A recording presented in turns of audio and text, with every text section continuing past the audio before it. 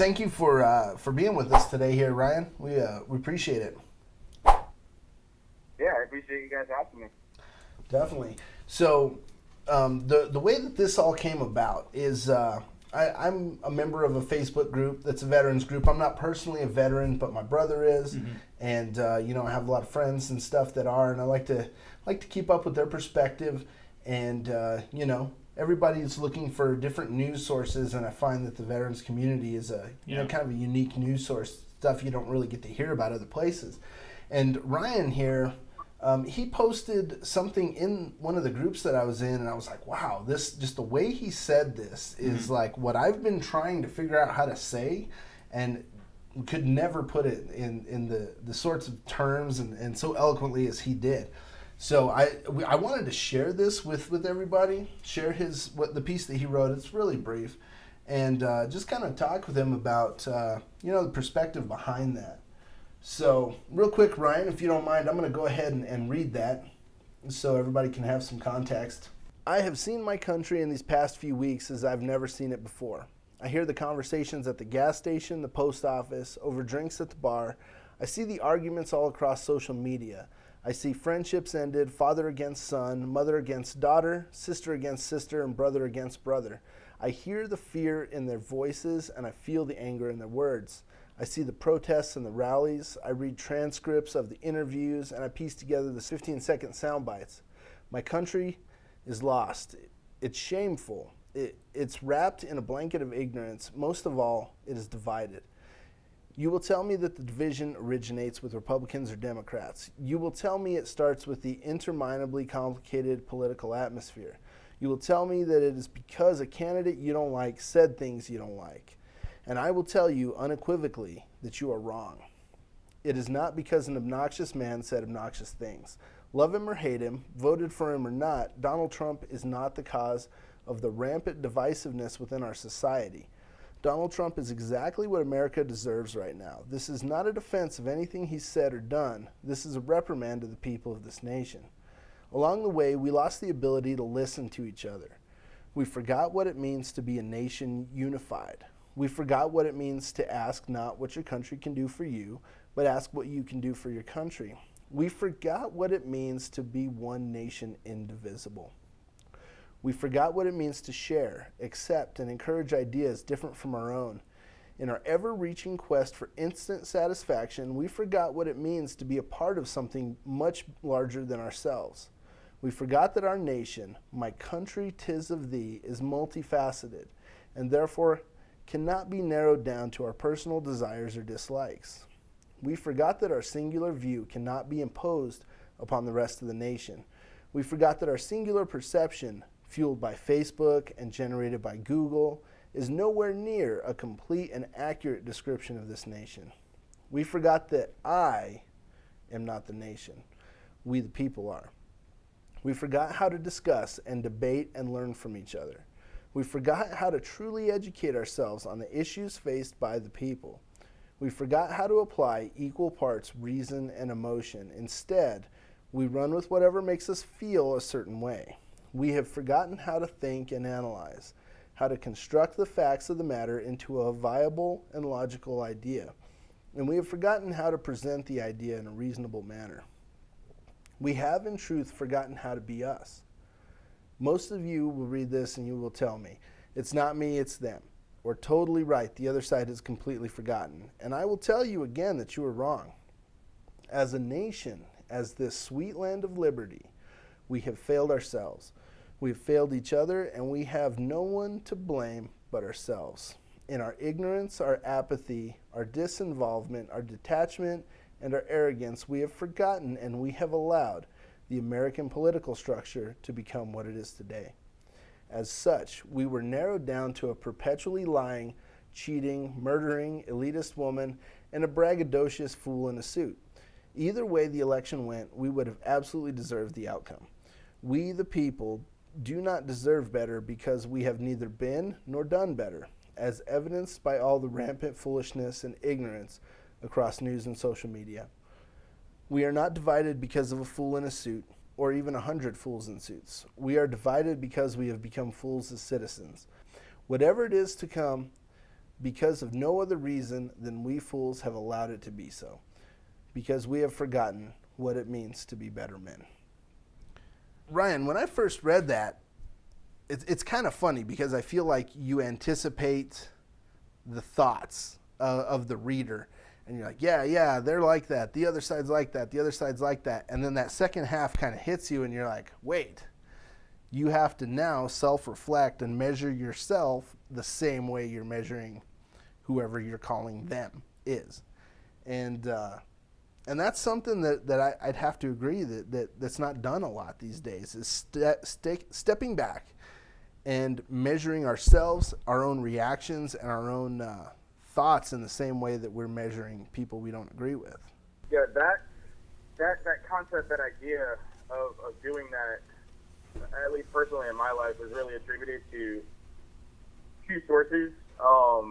The first being the Army, and I heard, and I was taught elements of that growing up and such, but it never really all clicked together until I was in the Army. And you have good and bad leaders, and every single one of the good leaders that I had, all of my good NCOs and officers, would sit there and tell you, I will never ask of you something that I either haven't done or I'm not willing to do with you. I hold you to the same standard that I hold myself. Okay. And I went back to school a couple of years after the Army, and I had an argumentative writing teacher, Mr. Kleiman, and personally we did not get along, but he's one of the few teachers that I can honestly say I would not have been able to grow without, because he would make us pick a topic to write about, but we would have to write in support of the side we oppose. So you had to learn to see every topic and every aspect from every aspect, and you had to be able to identify not just yours, but those who would disagree with you, and you had to be able to support it. If you can't do that as a writer, you should not be writing. And if you cannot do that in conversation or debate, you shouldn't be speaking. And those two sources really helped me to measure myself against that same barometer and apply everything that I say to anyone else to myself. Yeah. Yeah, that's great. I think that's something that's seriously lacking in. Yeah, I think that's something that's seriously lacking in modern discourse. And, I say modern discourse, but obviously we've had this problem as a nation, as a people for a long time. Yeah. But I feel like the pendulum swings back and forth, and right now it's swung so harshly in the opposite direction that it makes it hard to just have a conversation. So it does. Absolutely. So I was just going to say, yeah, and I love that perspective too. That's a really great exercise, is trying to defend a point from another person's perspective, opposing your own point. Because, I feel like most people want to progress the human culture towards a positive direction. And we all disagree on what that is. So, and some of us are going to be right and some of us are going to be wrong, but it's always good to say, okay, I understand where you're coming from because I actually put myself in your shoes. Right. Yeah, it's uncomfortable too. I mean, I'm just thinking about it right now, and it's giving me physically uncomfortable feelings to think, what if I thought from that other point of view? And it's not something that we do naturally. So it's one of those things that stretches us and forces us, like you said, to grow. I mean, the fact that you had to do that grew you as a person, and that's something, that would be that way for everybody. I would believe. Yeah, it's definitely something that has to be taught. So if you don't have someone in your life teaching you to do that, you're not going to really even think of that idea. And at the same time, it's one of those things that has to be practiced. Yeah, and right. It hurts. Like you said, it hurts because we all have our own view of our world, and we all want to believe that we're right and the other person is wrong. But when you have to do that and see the world from someone else and their perspective, you learn things about yourself, and you have to confront yourself. You have to confront the truth about yourself, and that is one of the most intensely personal and uncomfortable things anyone ever has to do. Yeah, and I do feel like this last year, I have had to look at different perspectives of my own and say, well, I really, really, really strongly believe this, but it's come up enough times to where maybe I'm wrong. And it's not a comfortable feeling. You know, you had mentioned something that needs to be practiced. What's something that a person can try? What's a little exercise somebody can go through, maybe, you know, on paper or just kind of in your own mind, to check yourself and to make sure either to practice looking at another point of view, or to check and see if you are actually being sympathetic to the people on the other side? You find that when you speak things, I firmly believe that we speak things into existence, that words have power, that a spoken word has power. So Absolutely. you find when you speak things, you hear yourself saying it, and either you realize how stupid it sounds, or you realize that there is actually a point to be learned there. Right. And I love the idea, I've seen it done many times, of instead of having a debate on social media or on the internet or verbally face-to-face, instead you take a notebook and you write down what you have to say, and once you're done, you give the notebook to the other person, and they write down what they have to say. That way you can't cut each other off. Yeah. Mm-hmm. You have like a 1 or 2 minute time limit, and you trade off. That way, there actually is a trade-off, and you take the time to read the other person's complete thoughts before interjecting your own.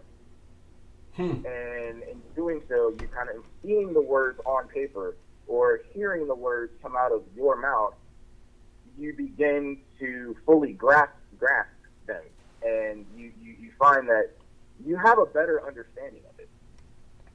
Yeah. That makes sense. I mean, even in your neurological pathways, saying something and reading something takes two different paths in the brain. And so it will definitely influence and make you consider something, you know, from that physiological aspect, from a different perspective. That's cool. I like that. Yeah. That almost sounds like it would be a cool premise for a YouTube format.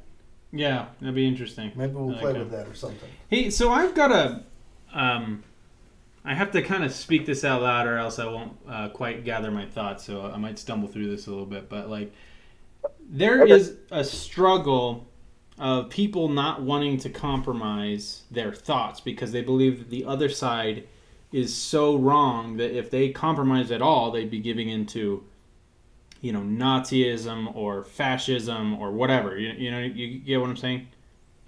Yeah. And so, like, the idea of even giving somebody time to express their opinions is, like,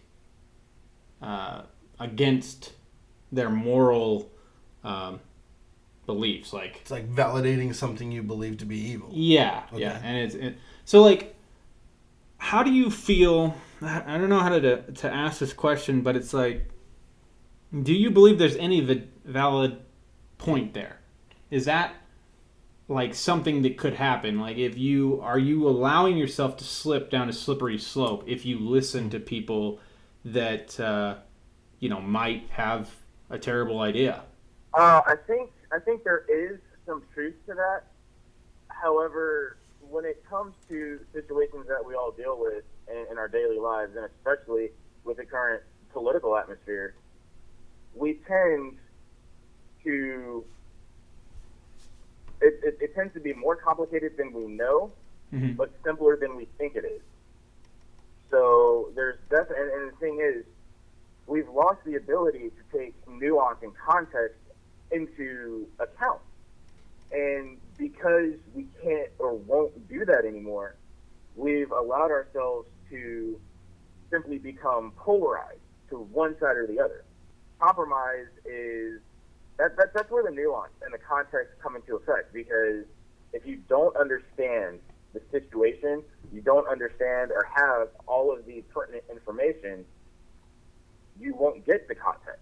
That's why so many people read things on the internet without having background information or any information, period, and they don't understand the context, so they automatically assume a certain thing. Right.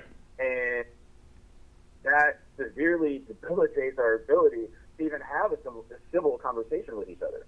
I have a friend, a very close friend, named Alex, and in terms of political beliefs and a lot of social beliefs, we would seem on the outside to be polar opposites.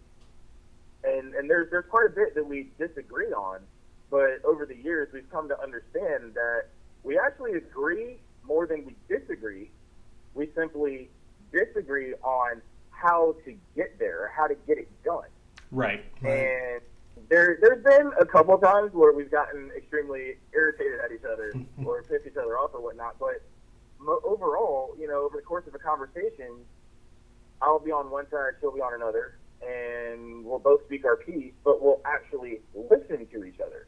All of a sudden, I'll understand where she's coming from because I'm taking the background information and the context into consideration, and she does the same thing. And at the end of the conversation, we're like, well, we don't actually disagree on a whole lot, and we're actually pretty close on most of the topics. But as we are both individuals and we have different backgrounds and different experiences, we obviously have different approaches. And I think overall, the American people would come to find that they have more in common than they don't have, and that they simply have different approaches. And that's not necessarily a bad thing, because there's 360 degrees in a circle. There's no one way to get to a certain point. Right. There's no one perspective. There's multiple angles, and we forget that, and we won't allow ourselves to even consider those other points simply because, one, it's out of pure arrogance. I'm right, you're wrong. Yeah. And two, it's out of this misunderstanding and misbelief that we can't all have the same goal. We can't. I was talking to a mentor of mine last night, Boone Cutler, and he mentioned a quote from Malcolm X. I can't quote it verbatim, but it was essentially, you can't come to a compromise or even an understanding until both parties are willing to sit down at the table and simply listen to each other. Mm-hmm. If they sit down at the table and they're not willing to listen and they're just there to argue or get their point across, there will be no understanding, there will be no compromise, there will be no peace. Yeah. But it's not until both parties get over themselves enough and remove themselves from the equation enough to be able to understand each other. The whole thing revolves around understanding. Yeah. I don't even like using the word compromise because it makes you feel like you are compromising yourself. Like you're a traitor. Yeah. Like you're a traitor to something. So I prefer to use understanding. You can't have an understanding until you're willing to understand the other person. Yeah. Right. And in order to do so, you have to remove yourself from that equation, and instead of seeing yourself then the other person, you have to simply see the other person. Yeah, I think a lot of what causes the divisiveness that we've seen lately is the dehumanization of whoever you oppose. So, they call, one or the other a fascist or, liken them to Hitler. And it's just a way to dehumanize so you don't have to relate. I feel like it's actively moving in that opposite direction. Right. Yeah. Well, I mean, we've done that for most of our existence. Right. Yeah. Yeah. We dehumanized the British. I'm speaking in terms of military conflict. We dehumanized the British. And in World War II, we dehumanized the Japanese and the Germans. Yeah. We have a long-standing history of dehumanizing our opponent because it makes it easier to fight against them. Right. if you sympathize with your opponent, if you understand your opponent, they're not exactly sure that you're going to be able to fight against them. However, even the most ancient military philosophers all agree you can't beat your opponent until you know your opponent, and in order to know your opponent, you have to understand them. Right. And in the moment that you understand your opponent, you end up loving them, not what they do or who they stand for, but them as an individual. And I would say that this is this current time. I don't think I've ever seen in my lifetime the American people turn that dehumanization on each other as much as we do right now. Right. As far as I can remember, it's been to some outside source. But this is the first time I can remember seeing it happen so much within our own ranks. Yeah. Yeah, that's a scary thing. Well, here's my thought on why it's so much this way, and okay, not to dehumanize politicians, but I think there is so much fear of being not reelected that there isn't any way for them to compromise, because the citizens are calling for blood, right? And so if you're the person that you voted for because of their political stance is not being crazy, basically Pushing hard enough. Not listening, not giving the other platform an opportunity to speak, like we're saying, coming to the table and actually listening. If your politician is listening to the other side, that's a threat. And so the American people are like, no, you can't listen to them. Don't give them an opportunity to speak because they're just wrong. You need to vote against whatever they have to say. And I feel like that's a big part of it. Mm-hmm. So it's not necessarily just the politician's fault. I feel like as American people, we've been very intolerant of any candidate not doing exactly what we want them to do, not coming down on the hard line. Right. Most definitely. And so we've bred intolerant politicians. Yeah, exactly. And that goes back to my whole point that it's not because of a politician or a fool in a suit or a woman you don't like. We have done this to ourselves. We have allowed this to happen. We made it happen. We built it. We created the machine, and now we're sitting back and complaining about the machine. Right. Yeah. When we are, in fact, that machine. Yeah. And I mean, we've kind of, well, not kind of, but we've lost our identity as Americans. We have to be African American or Hispanic American or Asian American or Republican or Democrat or Libertarian or Tea Party. We have so many identifiers and labels that we want to be affiliated with that we've lost the overall identity as American, period. Right. And so when you sit there and you segregate yourselves, and that's exactly what it is, when you segregate yourselves into these little cliques and these little groups, you can't be unified. You can't be one nation. You end up a whole bunch of disgruntled people who never see what they want to see happen because each person is looking at it from an individual perspective. And that's what I meant when I said we forgot that I am not the people. We are the people. But we can't be we until we remove the I. Right. Yeah. Yeah, that's true. Man. Yeah, that makes a lot of sense. I mean, that kind of comes back full circle. So how do we get back to where we need to be? What steps do people take? I mean, obviously it started from the individual and grew to be the whole. I assume the solution needs to take a similar approach. Yeah, and we don't expect you to have this answer because I mean I think this is an ongoing question that we need to probably be asking everybody we have on our show, honestly, right. Because I want to hear more opinions on how to be more tolerant. But anyway, what would your opinion, I guess? I mean, my dad is an engineer, and all my life I've watched him, well, first punched over a drafting table and then computers, but I've watched him all my life design these buildings, and I learned along the way about all this stuff. And the first thing is, when you're building something, you have to have a solid foundation. And that foundation has to be on solid ground.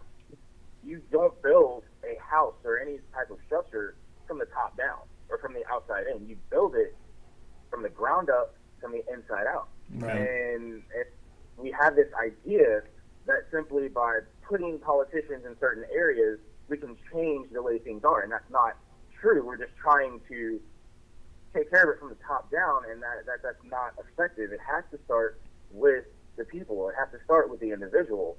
And I mean, you know, one man has an idea, and that man speaks it to, and by man I mean man, woman, whatever, person, thing, whatever.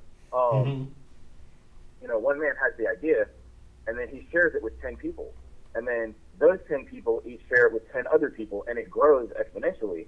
But the thing that I've noticed is the people that have the ideas don't speak. And I get a lot of messages, or I get contacted a lot because I am very vocal and I don't care. I don't care about opposition. Bring it. Right. I love that.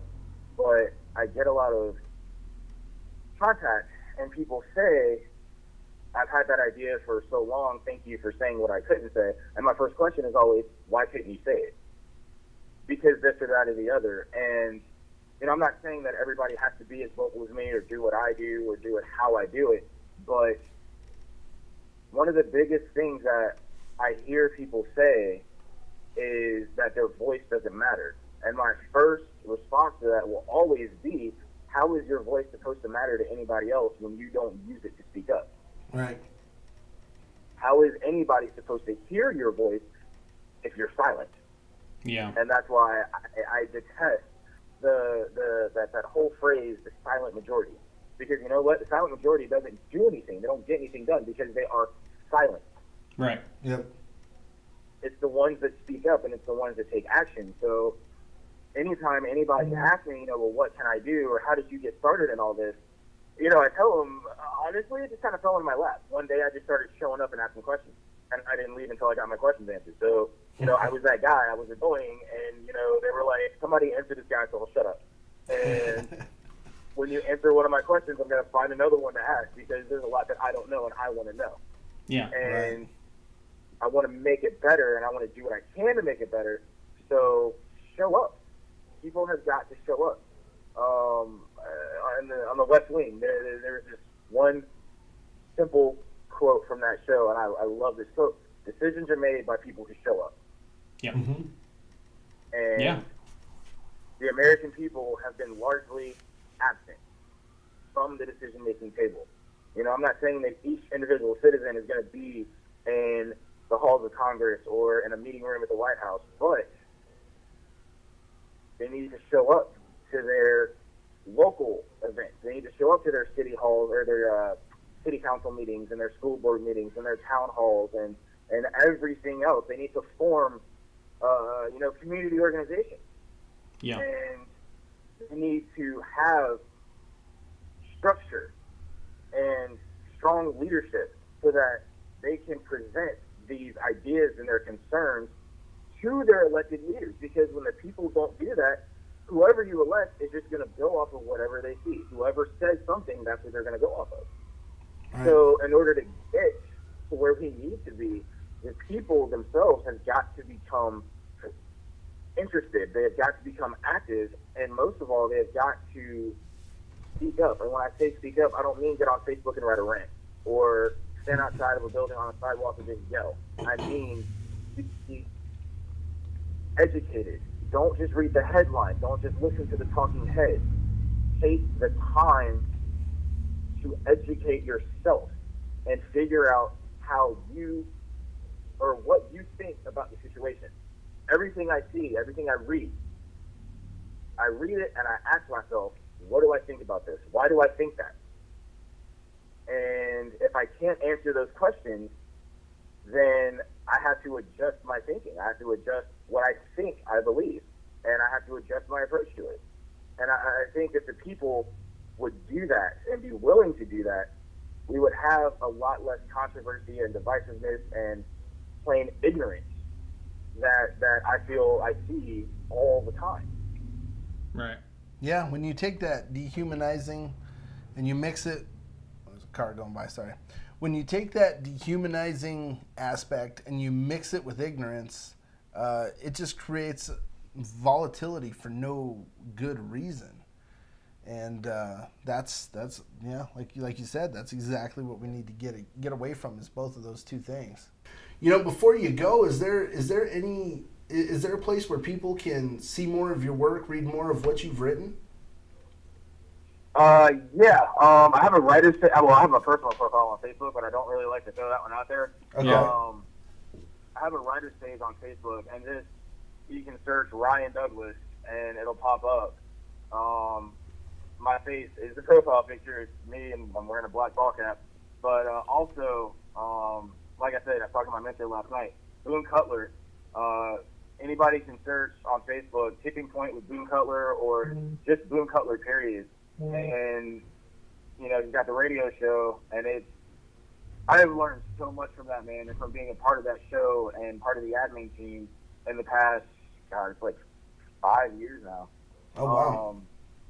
And I mean, I have watched in real time guys who are about to commit suicide, and people who lost everything, and I've watched in real time people who needed help right then and there and couldn't wait for the state or the federal or whatever local resources to come through, and people all across the country have banded together in that group on that page or whatever and gotten it done. And that's one of the most amazing things I've ever witnessed in my life. So Boone Cutler, Tipping Point with Boone Cutler. You can find the links to the show on there. He's got the podcast. Definitely check him out. And it's all about life from the warfighter perspective.